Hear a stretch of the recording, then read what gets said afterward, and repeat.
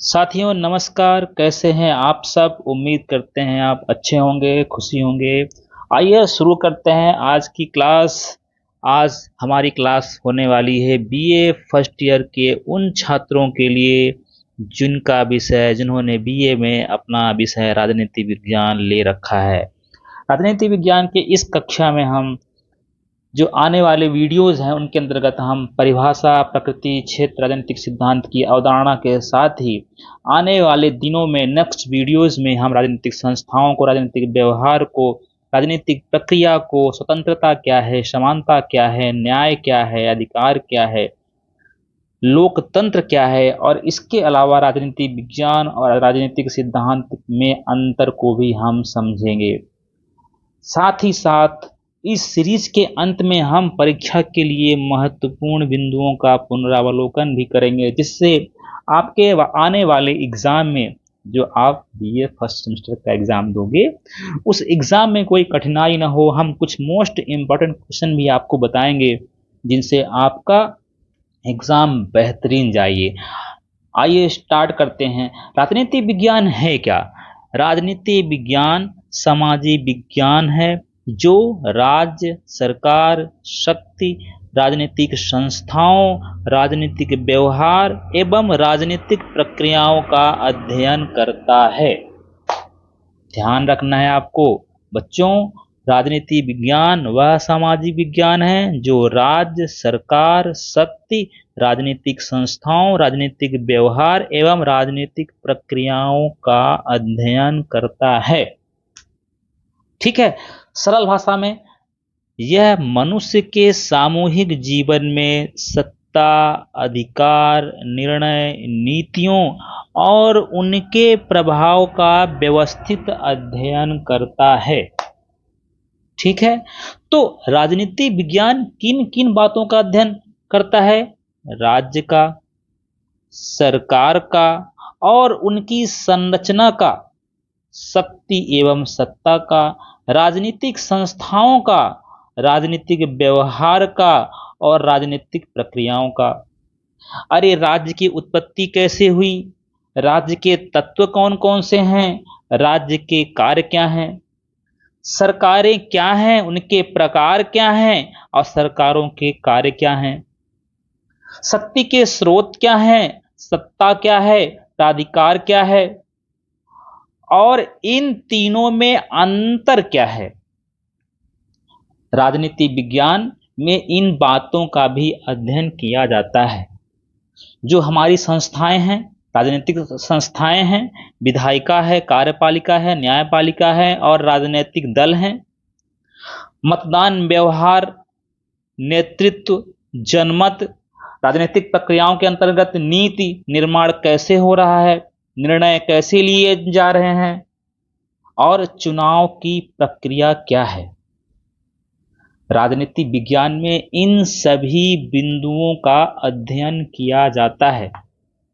राजनीति विज्ञान की प्रमुख परिभाषाएं कौन कौन सी हैं? अरस्तु ने क्या कहा, गार्डनर ने क्या कहा, गेटेल ने क्या कहा और गिलक्राइस्ट ने क्या कहा? अरस्तु कहता है कि मनुष्य स्वभाव से ही एक राजनीतिक प्राणी है। ध्यान रखना, आपके एग्जाम में आ सकता है कि किसने कहा मनुष्य एक स्वभाव से ही राजनीतिक प्राणी है, तो किसने कहा? अरस्तु ने कहा। अब वो ये भी बात कह रहा है कि जो व्यक्ति राज्य से बाहर रहता है वह या तो साधारण मनुष्य है या देवता के समान है। याद रखना, कहीं कहीं ये भी आएगा कि जो व्यक्ति राज्य से बाहर रहता है यह तो वह राक्षस है या देवता है। ये भी एग्जाम में आता है, तब भी आपको अरस्तु ही टिक करना है।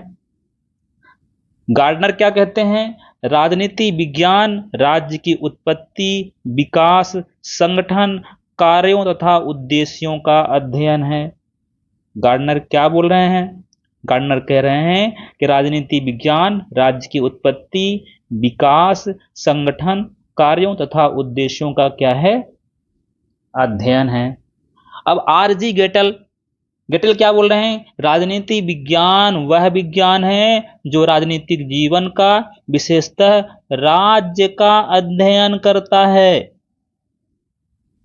गिलक्राइस्ट क्या बोल रहे हैं? राजनीति विज्ञान राज्य, सरकार तथा राजनीतिक प्रक्रियाओं का अध्ययन करता है। ध्यान रहेगा? तो कुछ ध्यान देने योग्य बातें भी हैं। यहां पे लिखा है, आप ध्यान से देखिए। प्रारंभ में राजनीति अध्ययन का केंद्र राज्य था। धीरे धीरे अध्ययन का केंद्र राज्य से बढ़कर राजनीतिक जीवन और प्रक्रियाओं तक विस्तृत हुआ है। आधुनिक परिभाषाएं राजनीति विज्ञान को व्यापक और समग्र रूप से देखती हैं। चलते हैं नेक्स्ट स्लाइड में। यहां पे लिखा गया है, राजनीति विज्ञान की परिभाषाओं का विकास। राजनीति विज्ञान की परिभाषाओं का विकास कैसे हुआ, हम समझेंगे। इसमें लिखा है कि राजनीति विज्ञान की परिभाषाओं में परिवर्तन आया है। इसका अध्ययन क्षेत्र राज्य से सरकार, सरकार से शक्ति राजनीति और शक्ति राजनीति से राजनीतिक प्रक्रिया तक विस्तृत हुआ है। राज्य, अगर आप ध्यान से देखेंगे तो जो प्राचीन युग था, इसमें प्लेटो, अरस्तु, हेगल के विचार महत्वपूर्ण थे। उनके समय में राज्य, जो उनकी विचारधारा थी, राजनीतिक विज्ञान की सोच थी, वो राज्य केंद्रित दृष्टिकोण था। ये विचारक राजनीति विज्ञान को मुख्यतः राज्य की उत्पत्ति, संगठन, संप्रभुता, क्षेत्र और नागरिकता तक ही सीमित रह रहे थे। लेकिन उनके बाद जैसे समय आगे बढ़ा, जब गार्नर और गिलक्राइस्ट का समय आया, इन विचारकों ने राज्य की जगह सरकार की संरचना, कार्य, संस्थाओं और नीतियों पर भी अपने विचारों को केंद्रित किया। समय आगे बढ़ता है और ये विचार सरकार से केंद्रित होकर शक्ति राजनीति केंद्रित दृष्टिकोण हो गए। यह समय वह था जब सेकेंड वर्ल्ड वॉर का समय खत्म हुआ था। सेकेंड वर्ल्ड वॉर के बाद अगर आप 1939 से लेके 1945 तक, ये क्या है? द्वितीय विश्व युद्ध। और फर्स्ट कब हुआ? 1914 से लेके 1918 तक।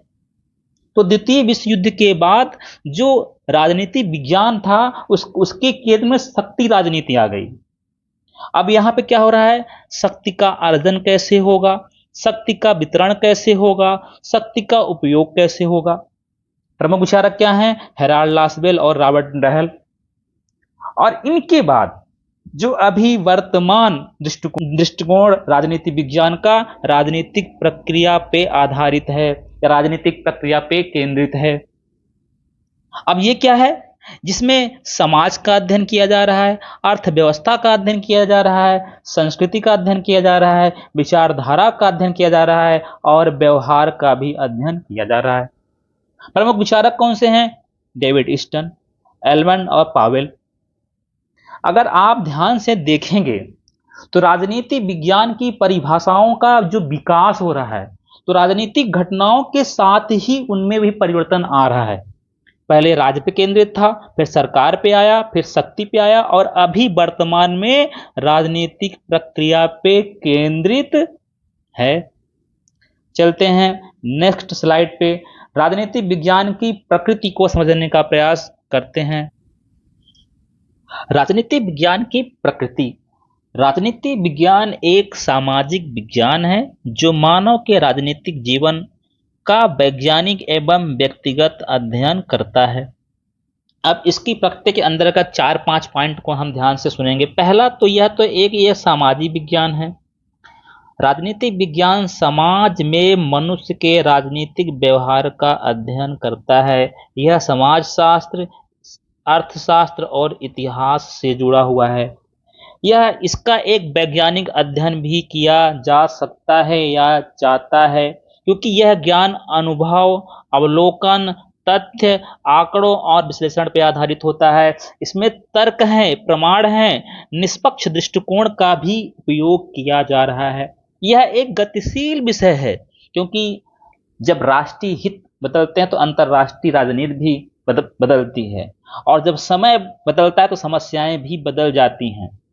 राजनीति निरंतर बदलती रहती है, इसलिए राजनीति विज्ञान भी निरंतर विकसित होता रहता है। नए नए मुद्दे, चुनौतियां इसके अध्ययन को व्यापक बनाती हैं।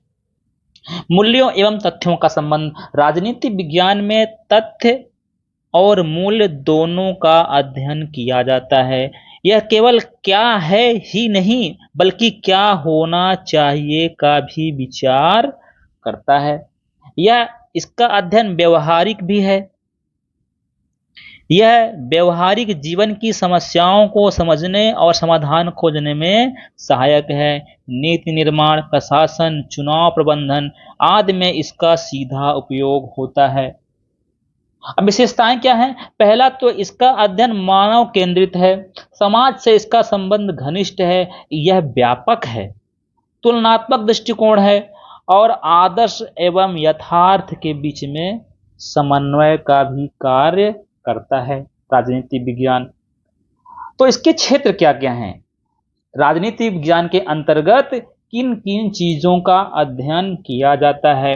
पहला तो राज्य का अध्ययन किया जाता है। राज्य की उत्पत्ति कैसे हुई, राज्य के तत्व कौन कौन से हैं, संप्रभुता क्या है, वैधता क्या है, राज्यों के कार्य क्या हैं, इनका भी अध्ययन राजनीति विज्ञान में किया जाता है। सरकार का अध्ययन किया जा रहा है। सरकार की संरचनाएं क्या होंगी, कार्यपालिका का क्या काम होगा, विधायिका क्या होगी, न्यायपालिका क्या होगी, उनकी शक्तियां और कार्यों का भी विवरण अध्ययन किया जाता है। फिर राजनीतिक संस्थाओं का अध्ययन, राजनीतिक दल क्या हैं, दबाव समूह क्या हैं, हित समूह क्या हैं, चुनाव आयोग क्या है, स्थानीय निकाय क्या है, इनका भी अध्ययन राजनीतिक विज्ञान के अंतर्गत किया जाता है। अभी आने वाले वीडियोज में हम इन सब का विस्तार से अध्ययन करेंगे। राज्य का करेंगे, सरकार का करेंगे, राजनीतिक संस्थाओं का करेंगे और बाकी भी चीजों का हम लोग विस्तार से अध्ययन करेंगे। सॉरी। अगला पॉइंट है राजनीतिक प्रक्रियाओं का अध्ययन। अब प्रक्रिया क्या है भाई? चुनाव कैसे होगा, प्रतिनिधित्व कैसे बनेगा, जनमत का निर्माण कैसे होगा, राजनीतिक सामाजिकरण क्या है, नीति निर्माण क्या है और जन भागीदारी क्या है। इसके साथ ही हम अंतरराष्ट्रीय राजनीति का भी अध्ययन करते हैं। राष्ट्रों के बीच संबंध, युद्ध शांति संधियां, अंतरराष्ट्रीय संगठन तथा वैश्विक मुद्दों का भी अध्ययन राजनीति विज्ञान के अंतर्गत किया जाता है। फिर अगला बिंदु है सार्वजनिक नीतियों का अध्ययन। नीतियों का निर्माण कैसे किया जा रहा है और उन नीतियों के निर्माण के बाद उन नीतियों का क्रियान्वयन कैसे किया जा रहा है। उन नीतियों का मूल्यांकन, सार्वजनिक वित्त और प्रशासन संबंधित भी अध्ययन किया जाता है। अब इनकी विशेषताएं क्या हैं? पहला तो यह व्यापक है, अंतर विषयक प्रकृति का है। इसमें इतिहास भी शामिल है, समाज शास्त्र भी शामिल है, अर्थशास्त्र भी, विधि भी, भूगोल भी, मनोविज्ञान भी। यह सैद्धांतिक भी है और व्यवहारिक भी है। यह परिवर्तनशील है, समाज समय परिस्थिति के साथ राजनीतिक क्षेत्रों में निरंतर परिवर्तन आता है। और सबसे महत्वपूर्ण राजनीति विज्ञान का अध्ययन जो होता है वह मानव केंद्रित होता है। मनुष्य के व्यवहार, विचार और मूल्यों के निर्णयों को समझने का प्रयास हमेशा राजनीति विज्ञान का रहता है। चलते हैं नेक्स्ट स्लाइड में। राजनीति विज्ञान की उपयोगिता क्या है? हम राजनीति विज्ञान पढ़ क्यों रहे हैं? हम राजनीति विज्ञान क्यों पढ़ेंगे? यह विषय कहाँ काम आने वाला है? तो समझते हैं कि राजनीति विज्ञान केवल ज्ञान नहीं देता, बल्कि यह हमारे जीवन, समाज और राष्ट्र निर्माण में मार्गदर्शन भी करता है। कैसे? पहला तो यह ज्ञानवर्धक है। यह शासन, राज्य, सत्ता, अधिकार और कर्तव्यों की समझ प्रदान करता है। कैसे? संविधान की जानकारी प्रदान करके, लोकतंत्र के बारे में बता के, मौलिक अधिकारों से परिचय करवा के। फिर इसकी व्यवहारिक उपयोगिता भी है। कैसे है? यह हमारे जीवन की राजनीतिक समस्याओं को समझने और हल करने में सहायक है। बताई जा रही झूठ पे भरोसा ना करके स्वयं आकलन कर सकें कि कौन सी चीज हमारे लिए अच्छी है, कौन सी चीज खराब है। जैसे स्थानीय समस्याओं जैसे पानी, सड़क, स्कूल आदि के समाधान में भागीदारी नागरिकता के विकास में सहायक है। कैसे? यह एक जिम्मेदार, जागरूक और सक्रिय नागरिक बनाने की प्रेरणा देता है। कैसे? मतदान करना, जनहित के मुद्दों पर आवाज उठाना, जन भागीदारी करना।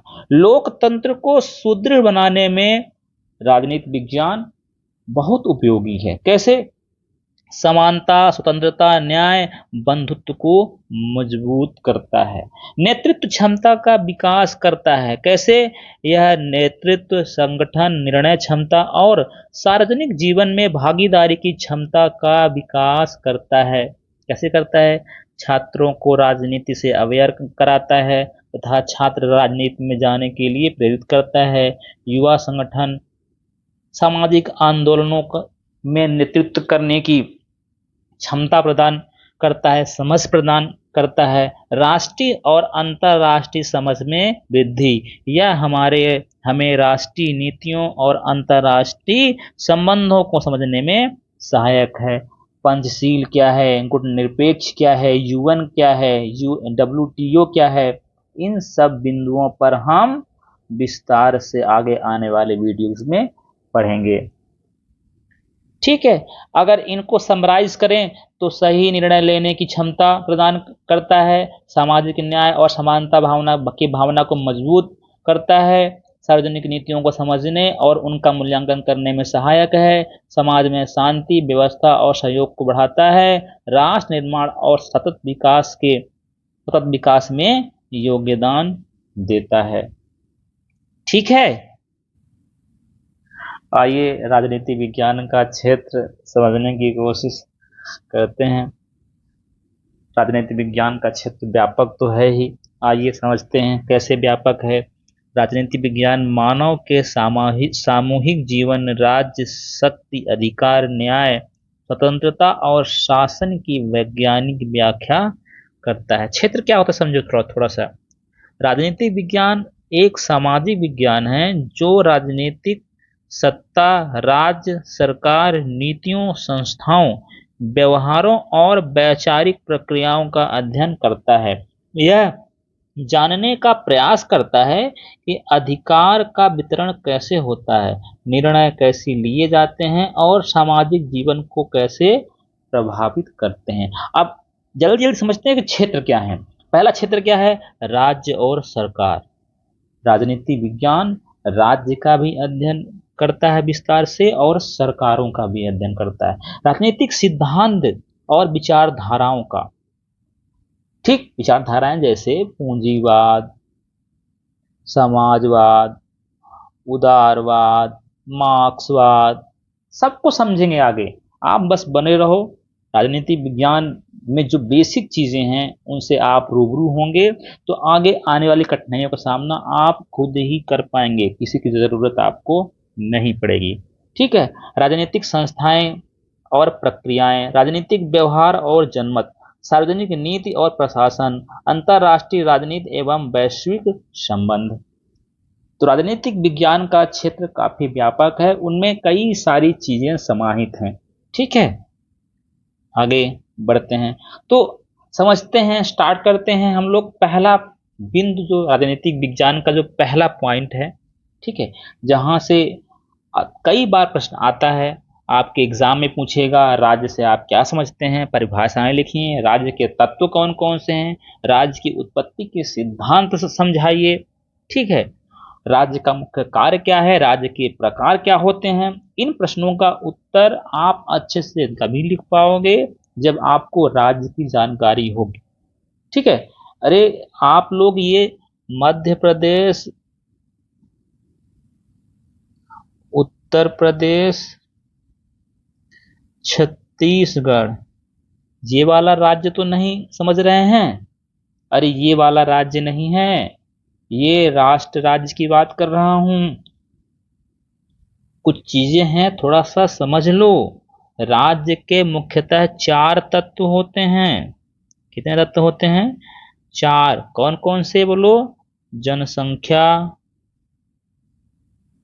ऐसे समझो, पहला होता है निश्चित भूभाग। एक सेकेंड, कहाँ लिख दूं? यहाँ लिख देता हूं।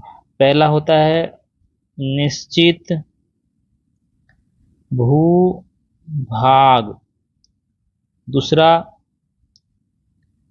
जनसंख्या, तीसरा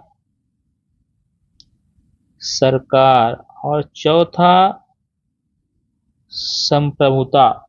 मतलब कोई राज्य तब राज्य कहलाएगा जब उसके पास ये 4 चीजें होंगी। ठीक है, कैसे समझो? मैं बात करता हूं मान लो मध्य प्रदेश की। ठीक, क्या मध्य प्रदेश के पास ये चारों चारों चीजें हैं? निश्चित भूभाग है, हाँ है। निश्चित सीमा है भाई, ऊपर से नीचे, दाएं से बाएं, मुरैना से लेके अलीराजपुर तक, झाबुआ से लेके सिंगरौली तक। जनसंख्या है, बिल्कुल है, जनसंख्या भी है, निश्चित जनसंख्या है, मध्य प्रदेश के निवासी हैं, उनका वोटर कार्ड है, पहचान पत्र है। सरकार है, बिल्कुल है। किसकी सरकार है? मोहन जी की मोहन जी की सरकार है। संप्रभुता है क्या? बोलो, सोचो सोचो, संप्रभुता है क्या? संप्रभुता नहीं है। संप्रभुता का मतलब क्या होता है? संप्रभुता वह सर्वोच्च शक्ति होती है जो किसी संस्था को या व्यक्ति को अपने सभी आंतरिक एवं बाह्य मामले में निर्णय लेने की स्वतंत्रता प्रदान करती है। तो बोलो, है क्या? मोहन जी के पास संप्रभुता है। हाँ, तो मोहन जी को बोलो कि जो रीवा रीवा जिला है या फिर खरगोन जिला है, जो भी जिला है, एक जिले को बेच दे अमेरिका को। अगर संप्रभु हैं, अपने आंतरिक एवं बाह्य डिसीजन ले सकते हैं, तो वो बिना केंद्र सरकार की, बिना संसद के परमिशन की रीवा जिले को बेच दें। कहाँ? अमेरिका को बेच दें या रसिया को बेच दें। बेच पाएंगे क्या? नहीं बेच पाएंगे। तो ध्यान रखना, राज्य से तात्पर्य राजनीति विज्ञान में राष्ट्र राज्य से होगा, हमेशा याद रखना। तो जब जब हम राज्य बोलेंगे, तब तब आपके दिमाग में हमारे प्यारे भारत का नक्शा आना चाहिए। किसका नक्शा आना चाहिए? प्यारे भारत का। याद रहेगा? चलिए स्टार्ट करते हैं। राज्य एक राजनीतिक समुदाय है जो एक निश्चित भौगोलिक क्षेत्र में निवास करने वाले लोगों पर सर्वोच्च अधिकार रखता है और उनके जीवन को नियमित करने के लिए वैध अधिकार का प्रयोग करता है। जैसे भारत एक सार्वभौम राज्य है। राज्य के बिना समाज में व्यवस्था संभव नहीं है। राज्य समाज को दिशा और सुरक्षा प्रदान करता है। अब राज्य की उत्पत्ति कैसे हुई? राज्य की उत्पत्ति के संबंध में कई विचारकों ने अलग अलग विचार दिए हैं, जैसे देवी सिद्धांत, सामाजिक अनुबंध, बल सिद्धांत और विकासवादी सिद्धांत। अब देवी सिद्धांत क्या है? देवी सिद्धांत क्या है? पहला, देवी सिद्धांत को ध्यान से समझेंगे।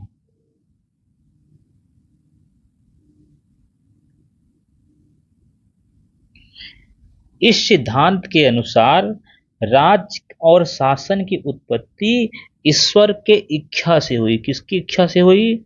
ईश्वर की इच्छा से हुई।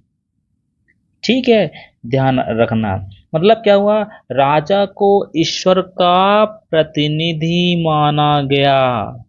राजा क्या है? ईश्वर का प्रतिनिधि माना गया। इसलिए राजा की आज्ञा का पालन करना प्रजा का धार्मिक कर्तव्य भी है।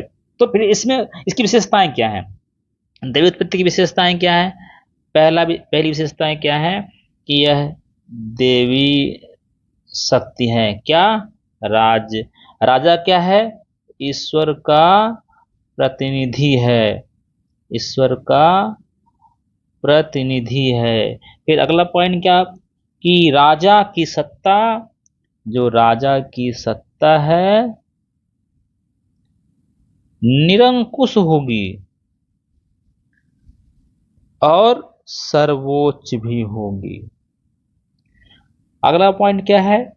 प्रजा का राजा की आज्ञा मानना कर्तव्य है। प्रजा का राजा की आज्ञा मानना कर्तव्य माना जाएगा। इस सिद्धांत ने राजतंत्र और राजा के देवी अधिकारों को वैधता प्रदान की। अच्छा, इसके दो तीन विचारक भी याद रखना। पहले इसके विचारक हैं जेम्स प्रथम, जेम्स प्रथम, और दूसरे एक और याद रखना, रॉबर्ट फिल्मर। ठीक है, ठीक है, याद रहेगा, बोलो याद रहेगा। ठीक है, आगे बढ़ें। ठीक है, दूसरा कौन सा सिद्धांत है? सामाजिक अनुबंध सिद्धांत। यह सिद्धांत क्या कहता है? यह कहता है कि राज्य की उत्पत्ति जो है मनुष्य पहले प्राकृतिक अवस्था में था, बाद में अपनी सुरक्षा, शांति और अधिकारों की रक्षा के लिए लोगों ने आपस में एक समझौता किया और राज्य की स्थापना की। ठीक है, इसको क्या बोलते हैं? सामाजिक समझौता सिद्धांत। और इसके विचारक कौन है? सबसे बड़े इसके विचारक हैं थॉमस हॉब्स। ठीक, एक विचारक है, इसके बड़े विचारक हैं जॉन लॉक। ठीक, जे जे रूसो। ठीक है, याद रहेगा। मतलब क्या हुआ? सामाजिक अनुबंध सिद्धांत में जनसत्ता, लोकतंत्र, नागरिक अधिकार और सीमित सरकार जैसे आधुनिक राजनीतिक विचारकों के विकास में महत्वपूर्ण भूमिका। याद रहेगा। मतलब सामाजिक समझौते सिद्धांत के अंतर्गत यह माना गया कि राज्य का निर्माण लोगों ने आपसी सहमति के आधार पर किया। ठीक है, अगला है बल सिद्धांत। बल सिद्धांत के बारे में हम लोग समझेंगे। यह सिद्धांत राज्य की उत्पत्ति को शक्ति और बल का परिणाम मानता है। शक्तिशाली व्यक्ति या समूह ने कमजोर व्यक्तियों या समूहों पर विजय प्राप्त करके अपना शासन स्थापित किया और धीरे धीरे राज्य का निर्माण हुआ। इसका आधार क्या है? शक्ति ही आधार का राज्य है। बोलो क्या? शक्ति ही अधिकार का आधार है। ठीक है, याद रहेगा। शक्ति ही अधिकार का आधार है। ठीक, फिर अगला क्या है? विकास सिद्धांत। राज्य की उत्पत्ति का यह सिद्धांत यह बतलाता है कि राज्य की उत्पत्ति कोई एक घटना, समझौते या बल के कारण नहीं हुई, बल्कि इसका समय के साथ धीरे धीरे सामाजिक, आर्थिक, राजनीतिक और सांस्कृतिक कारणों से विकास हुआ। तो इसका प्रमुख विचार क्या है? राज्य के विकास में प्रमुख तत्व कौन कौन से थे? ठीक है, कौन कौन से तत्व थे? पहला था रक्त संबंध, दूसरा था धर्म, तीसरा था युद्ध और विजय, अगला था आर्थिक आवश्यकताएं,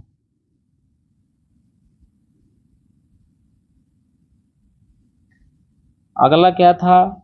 राजनैतिक चेतना,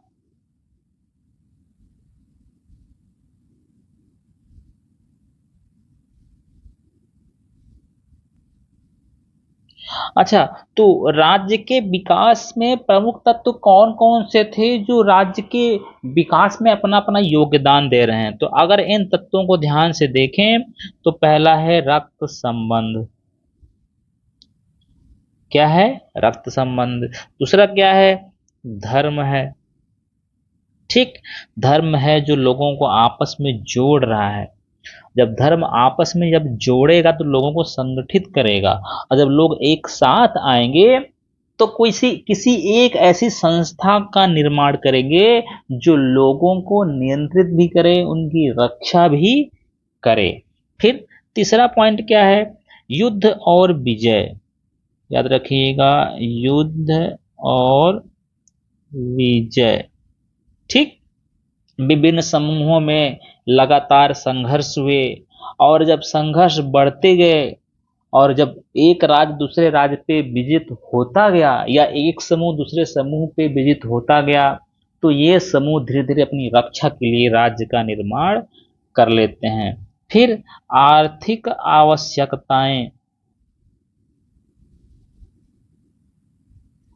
आर्थिक आवश्यकताएं, कृषि, व्यापार और संपत्ति ने स्थायी शासन की आवश्यकता पैदा की। फिर राजनीतिक चेतना। राजनीतिक चेतना का विकास हुआ। ठीक, लोगों में लगातार सुरक्षा व्यवस्था और प्रशासन के लिए ऐसा लगा कि हमें एक राज्य का, एक ऐसी संस्था का विकास करना चाहिए, निर्माण करना चाहिए, जिसके तहत उन्होंने राज्य का निर्माण किया।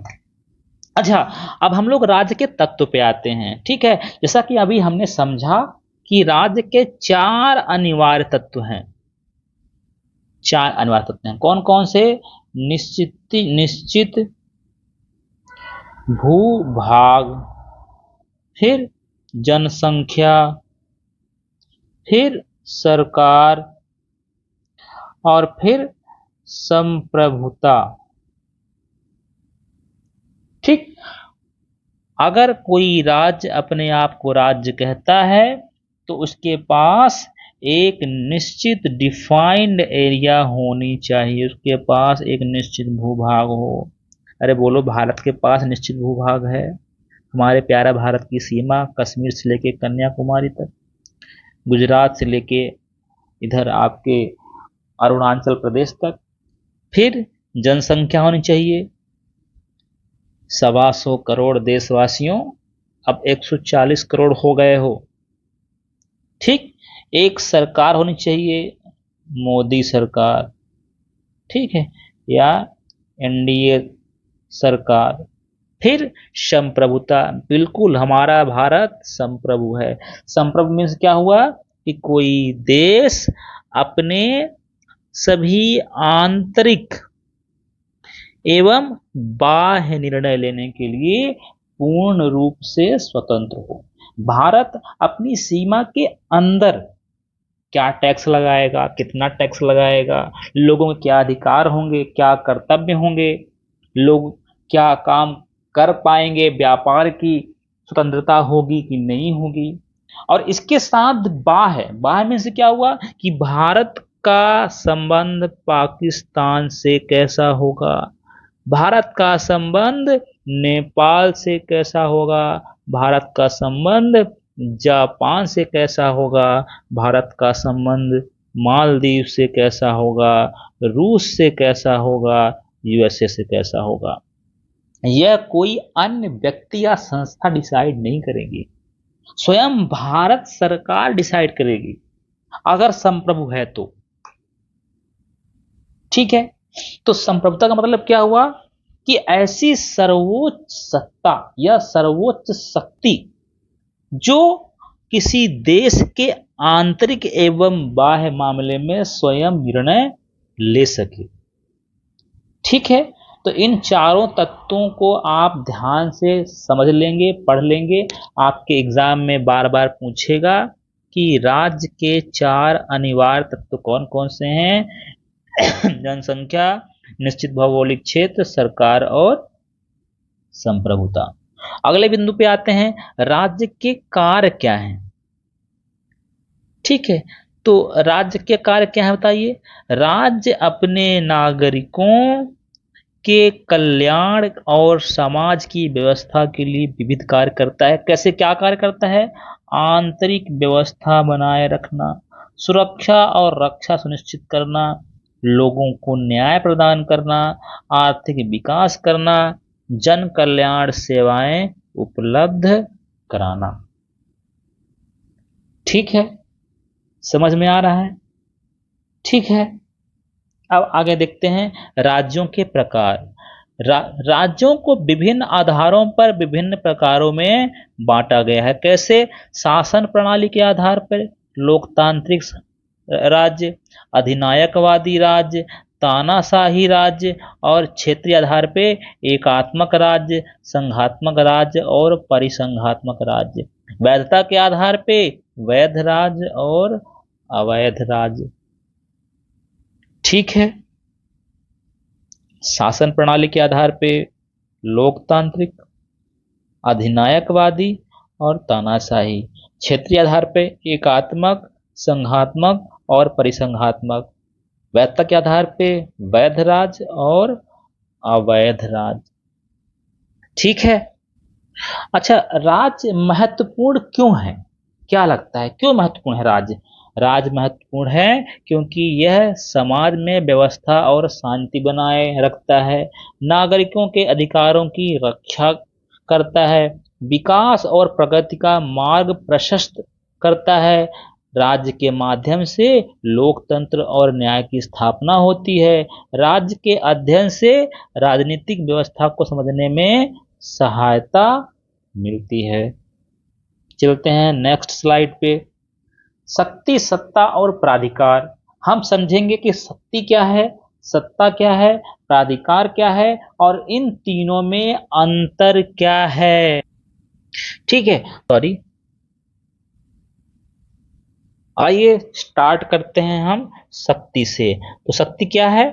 शक्ति वह क्षमता है जिसके द्वारा एक व्यक्ति या समूह दूसरे व्यक्तियों या समूहों को उनके व्यवहारों को उनके विरोध के बावजूद भी प्रभावित करता है। मतलब शक्ति वह एक तरीके की क्षमता है जिसके द्वारा कोई एक व्यक्ति या समूह अन्य व्यक्तियों या समूहों से अपनी बात मनवाने, अपना कार्य करवाने की क्षमता रखता है।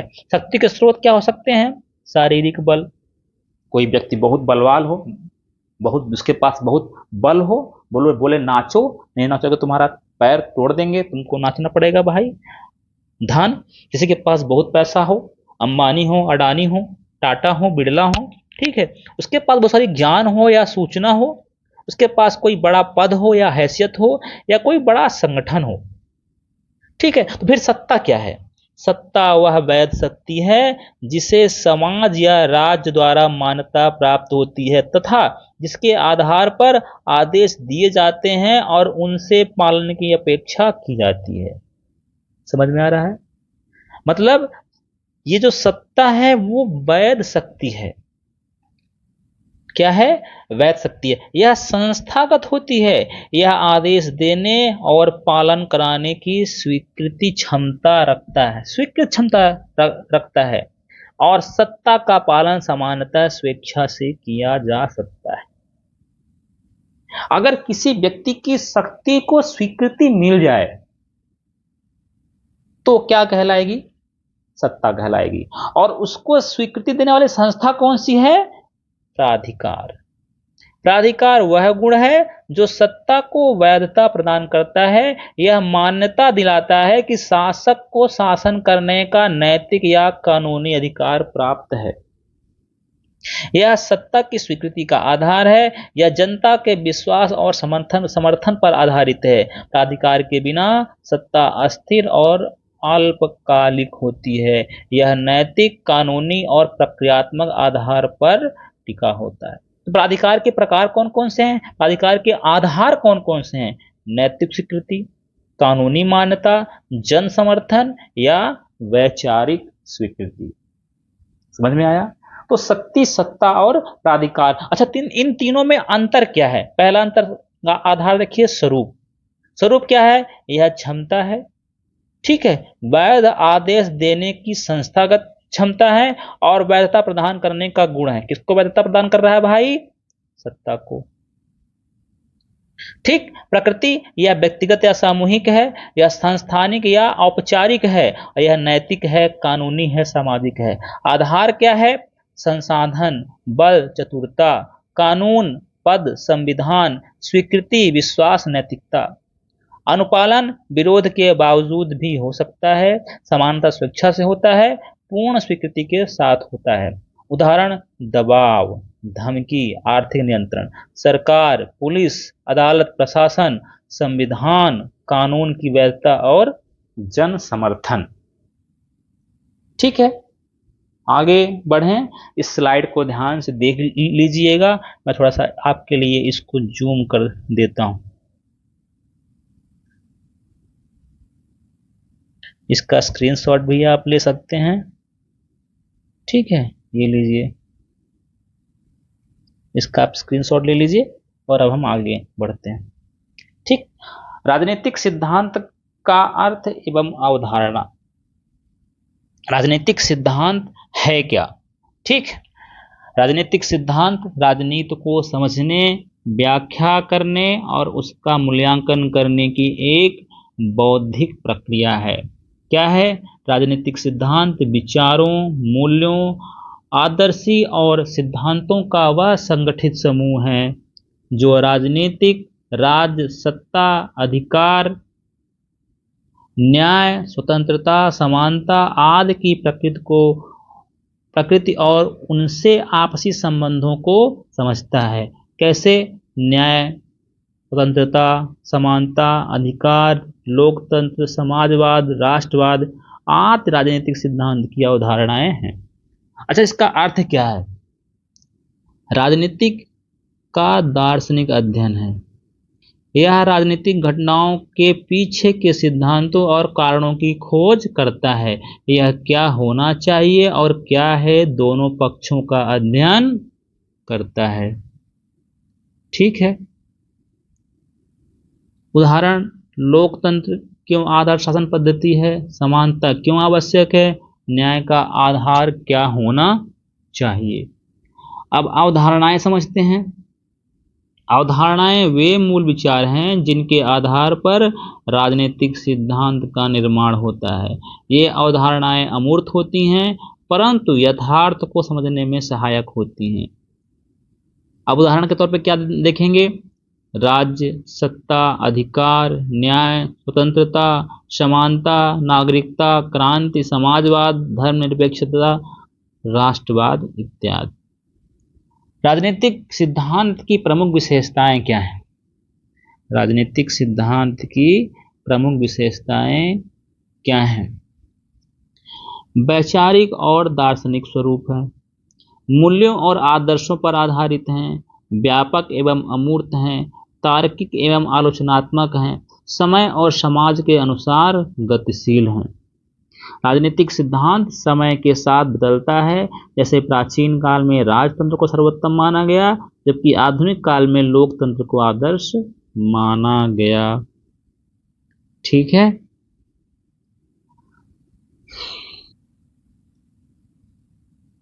आइए समझते हैं राजनीति विज्ञान की वर्तमान प्रासंगिकताएं क्या हैं, क्यों है जरूरी अभी आज के जमाने में राजनीति विज्ञान की क्या उपयोगिता है, क्यों प्रासंगिक है भाई? पहला पॉइंट, समकालीन समस्याओं की समझ विकसित करने में राजनीति विज्ञान का अध्ययन आवश्यक है। अरे भाई, आज की जटिल समस्या जैसे असमानता, गरीबी, भ्रष्टाचार, आतंकवाद, पर्यावरण संकट, इन सब विषयों को गहराई से अगर समझना है, अगर इन सब विषयों को गहराई से समझना है तो आपको राजनीति विज्ञान का अध्ययन, राजनीतिक सिद्धांत का अध्ययन करना पड़ेगा। ठीक, और किस लिए आवश्यक है भाई?